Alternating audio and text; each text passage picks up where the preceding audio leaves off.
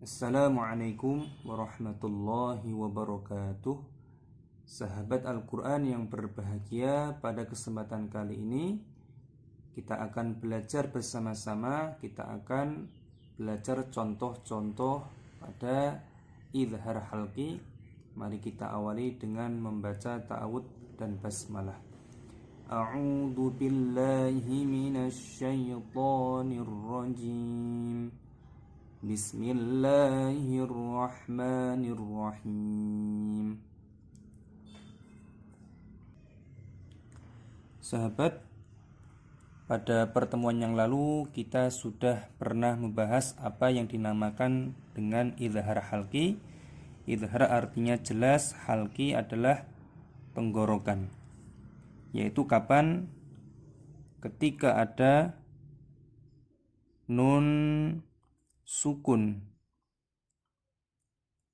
dan tanwin, baik fathah tanwin ataupun kasroh tanwin ataupun dhammah tanwin, bertemu dengan huruf halqi yang berjumlah ada 6, yaitu huruf alif, huruf ha, huruf ha, huruf kha, huruf ain, huruf ghain. Maka hukumnya dibaca jelas ataupun idhar, seperti itu sahabat. Dan di sini kita akan belajar contoh-contoh dari setiap huruf tersebut.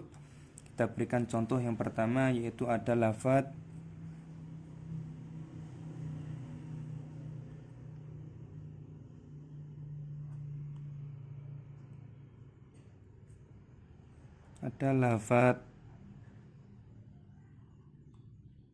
man amana. Perhatikan sahabat, di sini ada huruf nun sukun yang bertemu dengan huruf alif seperti ini. Kita cek di sini apakah alif termasuk bagian daripada huruf idhar.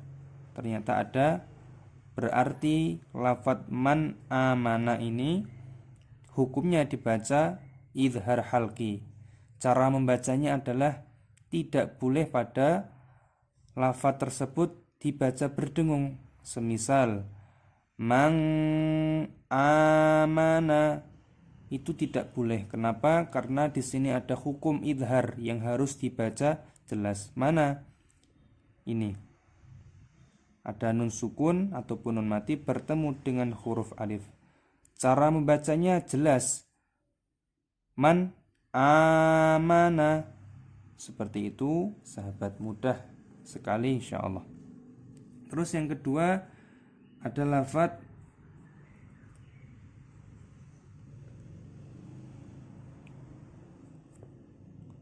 rasulun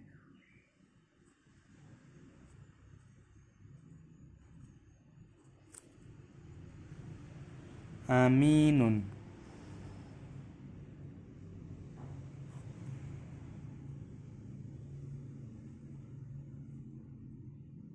Seperti ini.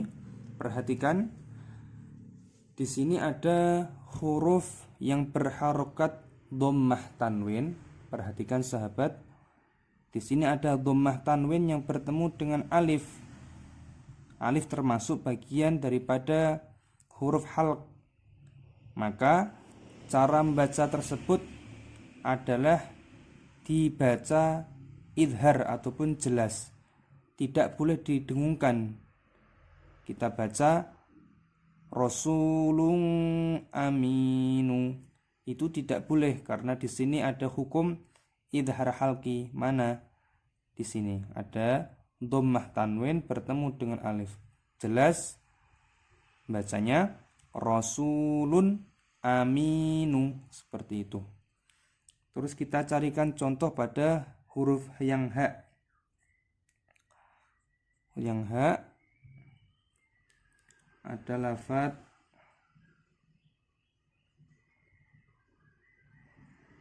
min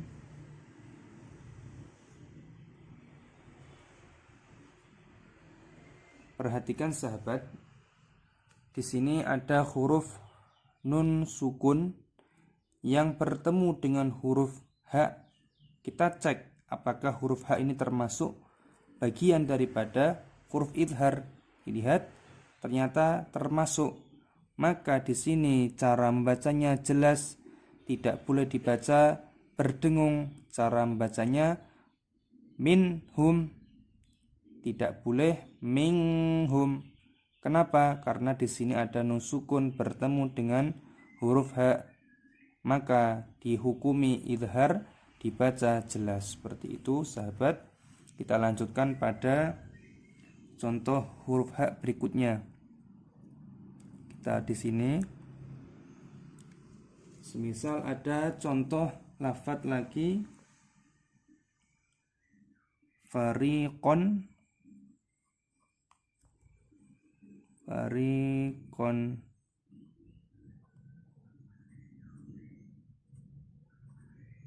fariqon, hada.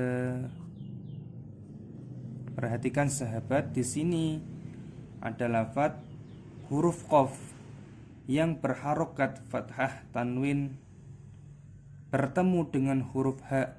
Perhatikan di sini H termasuk huruf halq, sehingga di sini cara membacanya dibaca jelas ataupun idhar, tidak boleh didengungkan.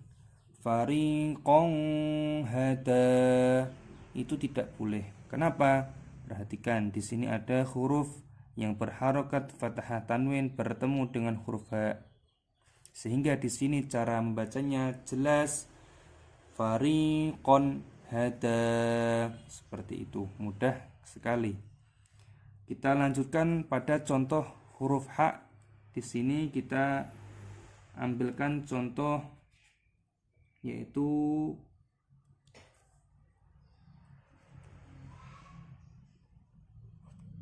min,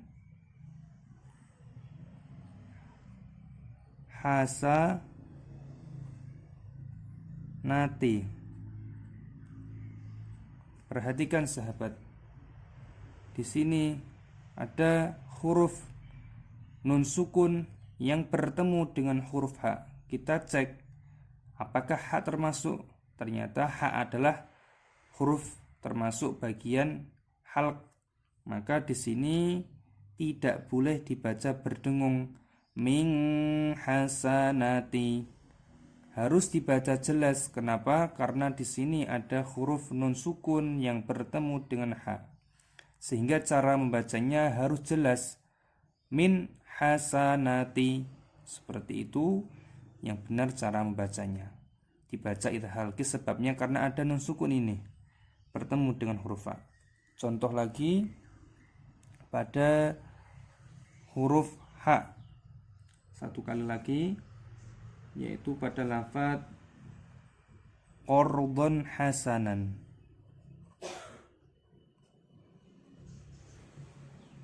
Qardhan hasana.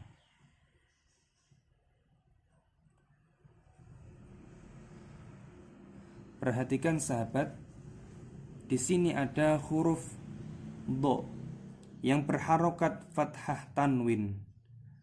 Di sini bertemu dengan huruf H. Maka di sini cara membacanya harus dibaca jelas.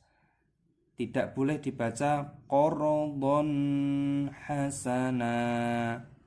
Harus dibaca idhar yang benar. Cara membacanya qardhan hasana, seperti itu. Sebab kenapa? Ada fathah tanwin bertemu dengan huruf H, seperti itu sahabat. Kita berikan contoh lagi. Kita lanjutkan pada contoh huruf kha. Perhatikan sahabat, ada lafadz waliman khofa.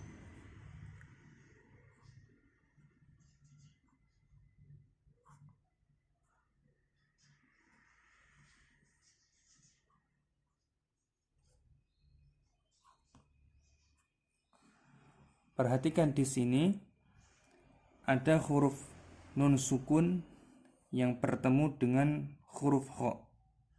Huruf kha kita cek di sini apakah termasuk huruf halq.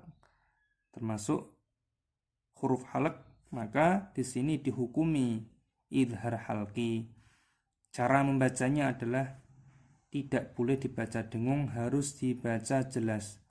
Jangan dibaca waliman khofa, didengungkan seperti itu. Tetapi yang benar cara membacanya waliman khofa. Kenapa? Karena ada nun sukun yang bertemu dengan huruf kha. Lanjutkan pada contoh huruf ain.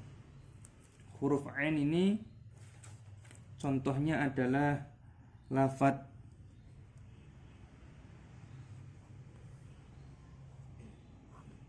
min amalin. Perhatikan di sini ada huruf nun sukun yang bertemu dengan huruf ain. Huruf ain termasuk daripada idhar halqi. Di sini perhatikan, sehingga di sini tidak boleh dibaca berdengung. Kenapa? Ada nun sukun yang bertemu dengan huruf ain.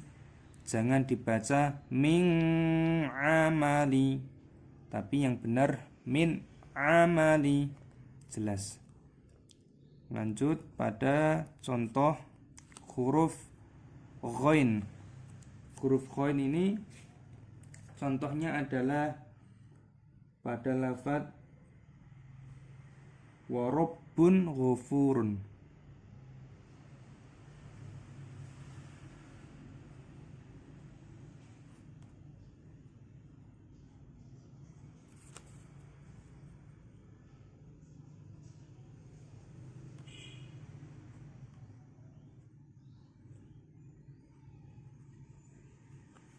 Perhatikan di sini ada huruf ba yang berharokat dhammah tanwin bertemu dengan huruf ghain. Termasuk di sini ghain adalah bagian daripada huruf halq, sehingga di sini tidak boleh dibaca berdengung. Wa rabbun ghafurun, tidak boleh, harus dibaca jelas. Sebab perhatikan di sini ada huruf dhammah tanwin bertemu dengan huruf ghain yang dibaca idhar halqi. Cara membacanya jelas, wa rabbun ghafurun. Seperti itu, mudah insyaallah. Baik, sahabat Al-Quran, perhatikan, kita ulangi kembali.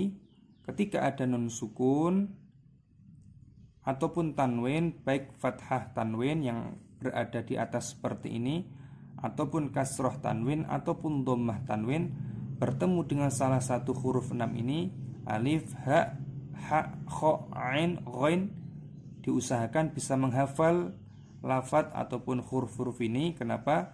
Ketika kita menghafal ataupun mengetahui huruf-huruf ini, sehingga kita nanti bertemu di beberapa ayat Al-Quran, kita tidak akan mengalami kesulitan. Kita akan paham, oh ini dibaca idhar halqi. Cara membacanya jelas seperti itu ketika kita mau menghafal huruf-huruf ini.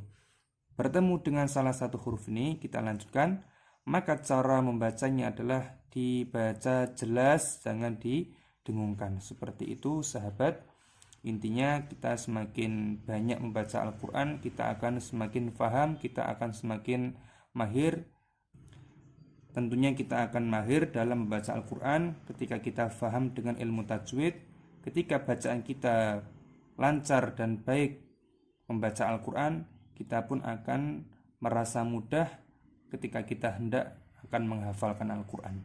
Karena syarat untuk menghafalkan Al-Quran adalah bacaan Al-Quran kita harus bisa benar dan bisa lancar. Kalau kita masih kesulitan membaca, tentunya kita akan kesulitan dalam menghafal. Kuncinya seperti itu. Semangat dalam belajar dan mempelajari Al-Quran, insyaallah. Semoga diberikan kemudahan oleh Allah Subhanahu wa ta'ala. Demikian sahabat, semoga video ini bermanfaat, memberikan tambahan ilmu pada bab idhar halqi, contoh-contoh bacaan idhar halqi. Nanti sahabat bisa mencari lagi pada beberapa ayat Al-Quran dengan rumus tadi yang sudah kita pelajari. Seperti itu, demikian. Assalamualaikum warahmatullahi wabarakatuh.